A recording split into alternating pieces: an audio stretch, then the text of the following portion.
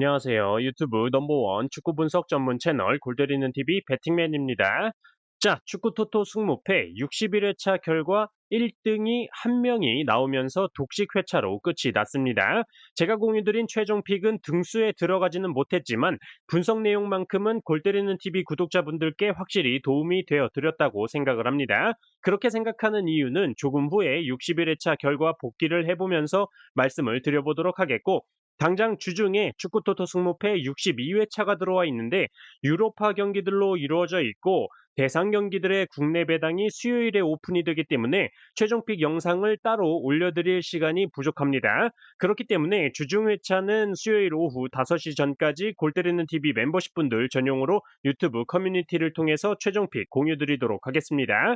그리고 축구토토 승무패 63회차의 경우는 다시 주말에 프리미어리그 경기와 라리가 경기들로 들어와 있기 때문에 금요일 밤에 63회차 최종픽 영상 정상적으로 공유드릴 예정이고, 63회차에 좋은 성적을 거두기 위해서는 61회차 이번 주말 경기 결과들이 어떻게 나왔는지, 왜 그렇게 나왔는지 한번 오늘 듣고 가셔야 63회차 픽을 선택하실 때 반드시 도움이 되실 수 있다라고 보고 있기 때문에 오늘 복귀 영상 잘 들어봐 주시면 감사하겠습니다. 자, 그러면 축구토토 승무패 61회차 결과 복귀 영상 시작 전에 좋아요 한 번씩 눌러주시고, 아직 구독 안 누르고 보시는 분들은 구독 꼭 눌러주시고 좋아요 함께 눌러주시면 감사하겠습니다. 그리고 한 달에 4,990원 굉장히 저렴한 금액으로 골때리는 TV 멤버십 가입하실 수 있으니까 가입하셔서 편하게 골때리는 TV 배팅맨과 함께 토토를 즐기셨으면 좋겠습니다. 자, 그러면 1번 경기 아스톤빌라 대 울버햄튼이었죠. 자, 이 경기는 이번 시즌 울버햄튼의 필드골에 대한 기대감이 들지 않을 만큼 이번 시즌 울버햄튼의 공격은 무디다라고 말씀을 드렸었고, 골 기대값적인 측면을 비교해드리면서 울버햄튼이 잘할 수 있는 공격이 아스톤빌라에게는 전술적으로 안 먹힌다라는 점에 대해서 설명을 드렸었죠. 결과적으로 아스톤빌라의 단통 승리로 말씀을 드렸었고, 경기 결과는 3대1로 아스톤빌라가 승리를 하면서 적중을 했던 경기였고, 사실상 울버햄튼의 선제골 역시 아스톤빌라가 주중 챔스 경기에서 체력적인 부분을 고려해서 이번 시즌 처음 선발 출전시켰던 수비수 카를로스 선수가 수비 진영에서 패스 미스를 하면서 울버햄튼의 쿠냐 선수에게 선제골을 먹혔기 때문에 울버햄튼이 뭔가 만들어가서 득점을 한 게 아니라 필드골이 기대가 계속 지속적으로 안 된다라고 말씀드렸던 게 계속 이어지고 있다라고 보여집니다. 그 후에 아스톤빌라는 에이스 자원들로 언급을 드렸던 올리 와킨스, 존 두란 선수가 나란히 득점에 성공을 했고, 수비 자원인 에즈리 콘사 선수도 득점에 성공을 하면서 3대1로 아스톤빌라의 승리가 나왔던 경기였습니다. 개인적으로 최근 황희찬 선수의 입지가 좀 점점 울버햄튼에서 좁아지고 있었는데 이 경기에는 출전도 하지 못하면서 울버햄튼에서 외면받고 있는 게 아닌가 생각이 들어서 조금은 안타깝습니다. 자, 이번 경기 풀럼 대 뉴캐슬이었죠. 이 경기는 풀럼이 주중에 컵 경기도 치렀기 때문에 주중에 경기가 없었던 뉴캐슬이라는 점에서 체력적으로 뉴캐슬이 우세하다라는 점과 맞대결 전적에서도 뉴캐슬이 5연승을 기록하고 있었기 때문에 상성적인 측면에서도 뉴캐슬이 우세한 결과를 보여주고 있다라고 말씀을 드렸었죠. 다만 분석 내용 중에서 말씀드린 내용이 풀럼이 점유율을 55% 이상은 홈에서 가져가면서 경기를 운영할 것으로 예상이 되는데, 뉴캐슬의 경우는 이처럼 상대팀의 점유율을 더 가져갔을 때 공격적으로 좋은 모습들이 많이 나오는 팀이라서 풀럼이 뉴캐슬보다 점유율을 많이 가져간다면 뉴캐슬의 승리 가능성이 커 보인다라고 말씀을 드렸었는데, 이 경기 오히려 풀럼이 점유율 39%, 뉴캐슬이 61%를 가져가면서 뉴캐슬이 잘할 수 있는 경기가 만들어지지 않았다 말씀을 드리고 싶고, 최근에 풀럼이 트라우레 선수와 스미스 로우 선수의 측면에서의 폼이 좋다라고도 언급을 드렸었는데, 스미스 로우 선수가 득점에 성공을 했고 트라우레 선수는 어시스트를 성공하면서 확실히 폼이 좋다고 말씀드린 선수들의 활약이 실제로 좋았습니다. 이 경기는 제가 예상한 양 팀의 점유율 수치가 반대로 나오면서 경기 결과도 반대로 나왔던 경기로 풀럼이 3대1로 승리를 했던 경기였습니다. 자, 3번 경기 레스터 시티 대 에버턴이었죠.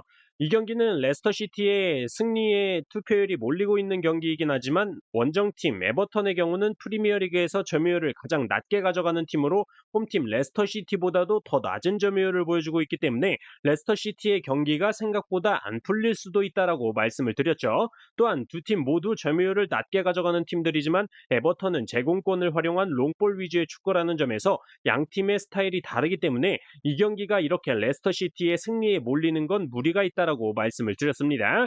다만 원정팀 에버턴의 승리까지는 보지 못하는 이유로 타코우스키, 마이클 킨, 마이콜렌코 같은 주전 수비 자원들이 출전 불투명으로 나오고 있긴 하지만 출전을 하기는 할 텐데 부상을 어느 정도 안고 뛸 것으로 보이기 때문에 컨디션이 그렇게 좋지 못할 거다 언급을 드렸고, 또한 중원의 게이에 선수는 아버지가 돌아가셨기 때문에 경기에 출전을 하지 못한다라는 점에서 에버턴의 승리까지 보기에는 무리가 있는 경기다라고 말씀을 드렸죠. 그리고 에버턴이 현재 이번 시즌 시작하고 4연패를 기록 중인데 프리미어리그에서 웬만하면 리그 시작하고 5연패는 잘 안 나온다 말씀을 드리면서 레스터시티의 승무 투픽으로 말씀을 드렸던 경기였고, 선제골은 에버턴의 이번 시즌 마르세유에서 영입된 은디아예 선수가 프리미어리그 데뷔골을 터뜨렸죠. 그리고 후반전에 레스터시티의 코너킥 세트피스 상황에서 골문 앞 우당탕탕 골로 마비디디 선수가 동점골을 터뜨리면서 1대1 무승부가 나왔던 경기였습니다. 결과를 보시면 알 수 있듯이 레스터시티가 점유율 58%를 가져가면서 점유율 42%를 가져갔던 에버턴의 공격이 좀 더 좋았던 걸 보면 확실히 팀마다 특색이 있다라는 점 잘 기억을 하셔야 될 것 같습니다.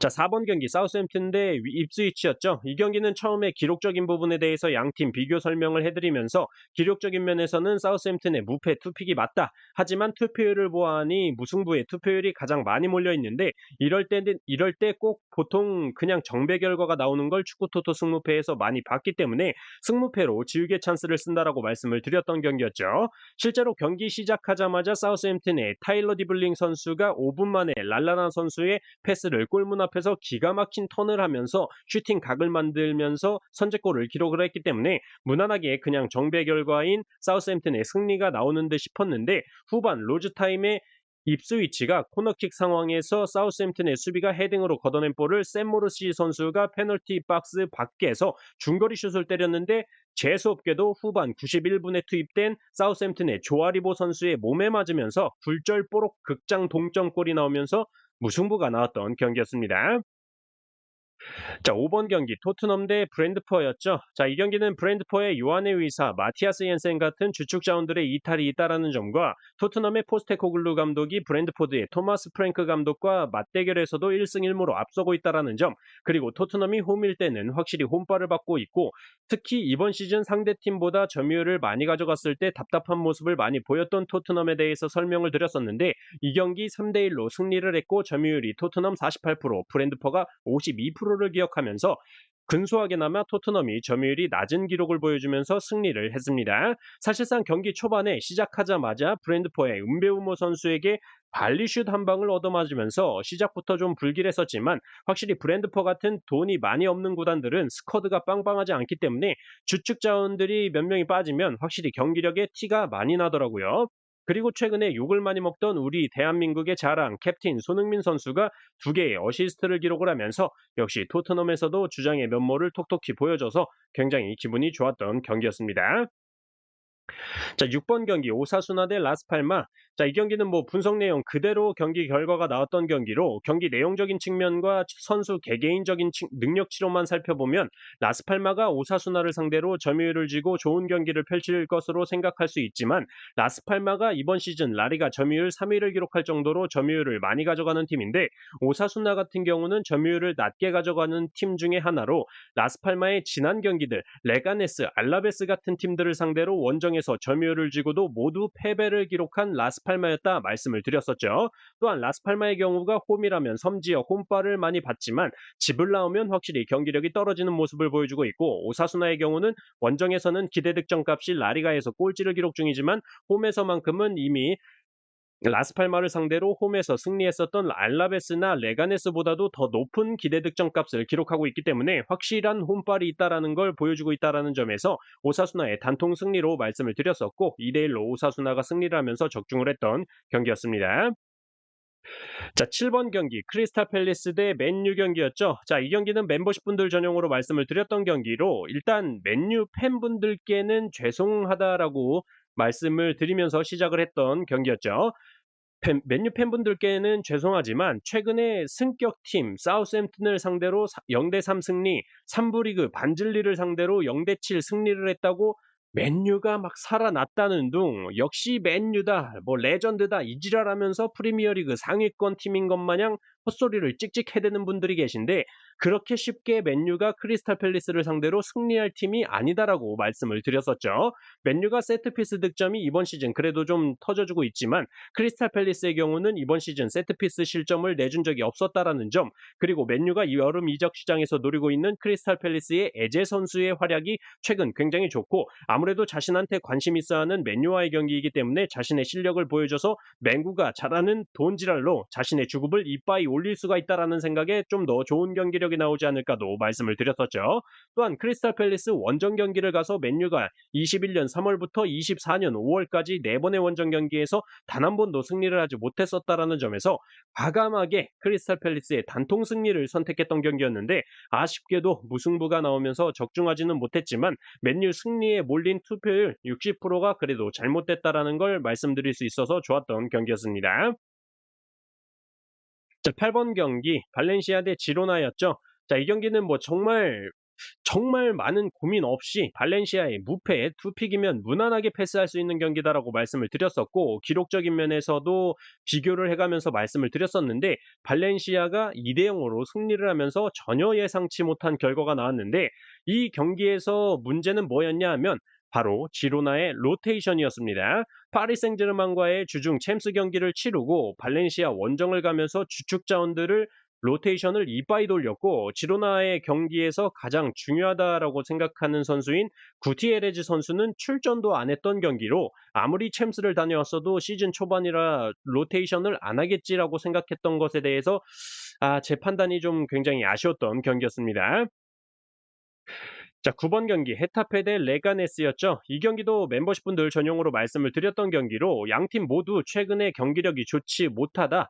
헤타페는 이번 시즌 2연패를 기록 중이고 레가네스는 이번 시즌 3연패를 기록하고 있고 헤타페는 최근 4경기 동안 단 한 골을 기록했고 레가네스는 4경기 연속으로 무득점을 기록 중이기 때문에 이 경기 한 골 싸움이 될 확률이 높다라고 말씀을 드렸었죠. 하지만 투표율을 볼 때 헤타페 쪽으로 굉장히 투표율이 몰려 있는데 이번 시즌 헤타페의 기대 득점값 라리가에서 19위를 기록 중이지만 레가네스의 경우는 그래도 15위를 기록 중이고 헤타페는 이번 시즌 득점을 볼 때 세트피스 득점밖에 기대를 할 수가 없는 상황인데도 투표율이 이렇게 헤타페에 몰렸다라는 건 이변 가능성 굉장히 큰 경기다라고 말씀을 드리면서 추가적으로 국내 배당이 최종픽 영상 이후에 변동이 되지 않는다면 너무나도 제가 볼 때는 헤타페의 패배 쪽으로 보여서 과감하게 승부수로 헤타페의 단통패로 말씀을 드렸었는데 경기 보신 분들은 아시겠지만 레가네스가 후반전 76분에 호르헤 사인즈 선수가 크로스 올라온 볼을 밀어넣으면서 0대1로 앞서 나가서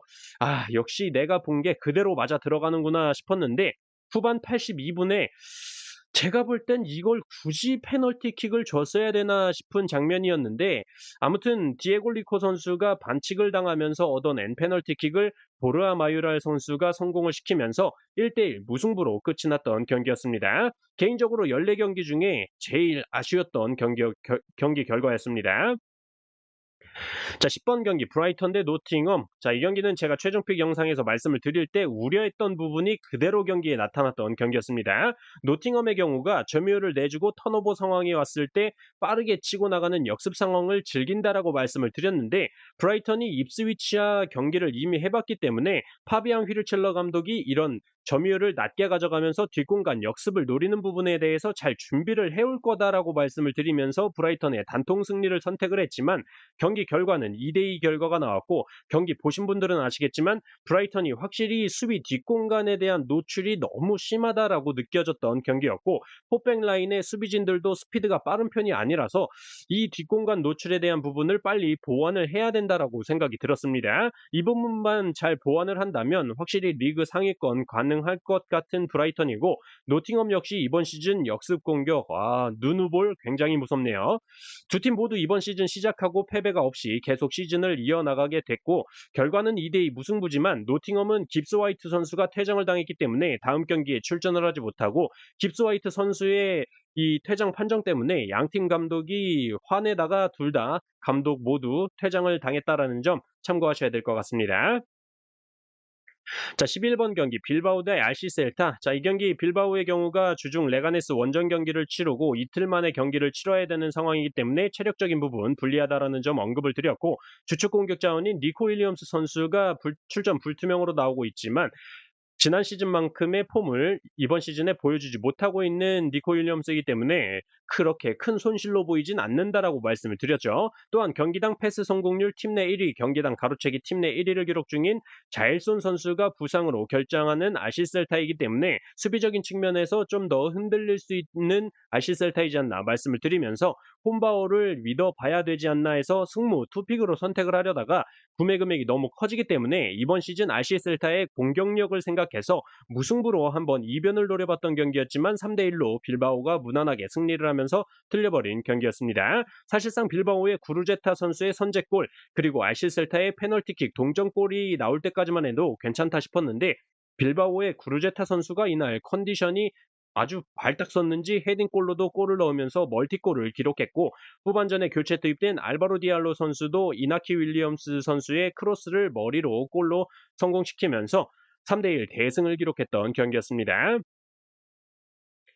자, 12번 경기 맨시티 대 아스날 경기였죠. 이 경기는 최종 픽에서 말씀드린 대로 맨시티의 승리를 생각했던 경기였고 경기 내용적인 부분 말씀을 드려보자면 시작하자마자 8분 만에 홀란드 선수가 아스날의 수비 라인 기가 막히게 라인 브레이킹을 하면서 선제골을 성공을 시키면서 1대0으로 앞서 나갔고 뭐 프리킥이 골대도 맞추고 완전 맨시티가 주도를 해나갔었는데 전반 20분 만에 로드리 선수가 부상으로 교체 아웃이 되면서 뭔가 싸하다 싶었는데 저는 사실 아스날 첫 번째 득점 장면에 문제가 있다라고 보여져요. 심판이 양 팀의 주장을 불렀었기 때문에 맨시티 카일 워커 선수가 심판 쪽으로 가고 있었는데 갑자기 경기가 진행이 되면서 마르티넬리의 왼쪽 공간이 아예 열렸죠. 카일 워커 선수가 원래 그쪽 자리에 있어야 되는데 심판 쪽으로 걸어가고 있었기 때문에 마르티넬리 선수의 왼쪽 공간이 아예 열렸고 마르티넬리 선수가 빈 공간으로 치고 들어가서 칼라피오리 선수에게 패스해준 게 득점까지 연결이 됐기 때문에 이 부분은 확실히 좀 문제가 있지 않았나. 펩 감독도 개빡쳐서 의자를 막 발로 차고 영어지만 뭐 개쌍욕을 하는 것 같던데 아무튼 그런 좀 석연찮은 판정으로 1대1 동점이 만들어졌었죠. 그 후에 전반 막판에 역시 아스날의 세트피스는 맨시티에게도 통하더라고요. 코너킥 상황에서 마갈량이스 선수의 헤딩 역전골이 터지면서 1대2 상황이 됐는데 그 후에 아스날의 트로사르 선수가 옐로카드 2장을 받으면서 퇴장을 당했죠. 그때부터 맨시티가 아예 가둬놓고 패는데 아스날도 아예 작정하고 막기 시작하니까 계속 1대2 상황이 유지가 됐었죠. 그러다가 결국에 후반 97분 15초에 존 스톤스 선수의 극장 동점골이 나오면서 2대2 무승부가 나왔던 경기였습니다. 확실히 볼거리는 많았던 경기였는데 맨시티의 승리를 찍어놓고 경기를 본 저희들 입장에서는 진짜 아스날 얄밉다라고 느꼈던 경기였어요. 자, 13번 경기 비아레알 대 바르셀로나, 14번 경기 라요 대 에이티 마드리드.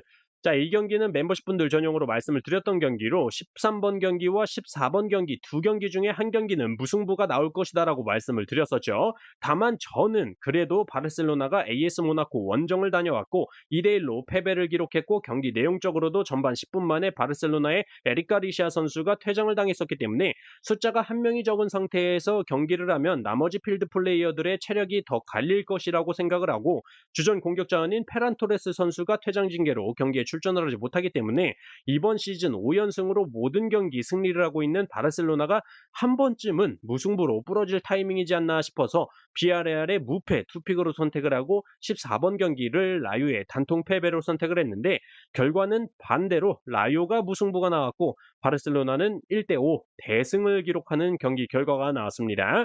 이 정도면 바르셀로나는 이번 시즌 라리가에서는 바르셀로나를 상대할 팀은 없지 않나 생각이 들 정도고 에이티 마드리드는 돈지랄을 해서 선수 사온 거에 비해 경기력이 좀 애매하다라는 느낌을 많이 받았습니다. AT 마드리드로 이번 시즌 이적한 알바레즈 선수는 맨시티에서 홀란드 선수에 가려서 경기에 출전을 하지 못한 게 아니라 그냥 실력이 별로지 않았었나 지금 의심도 들고 있습니다. 자, 이렇게 축구토토 승무패 61회차 경기 결과들에 대해서 쭉 말씀을 드려봤습니다. 주말 63회차 준비하실 때 도움이 되셨으면 좋겠고, 저는 서두에 말씀을 드린 것처럼 주중 62회차의 경우는 멤버십분들 전용으로 수요일 오후 5시까지 최종픽 이미지로만 유튜브 커뮤니티에 공유를 드릴 예정이고, 주말 축구토토 승무패 63회차 최종픽 영상은 정상적으로 금요일에 골 때리는 TV 가족분들 만나 뵙도록 하겠습니다. 이상입니다.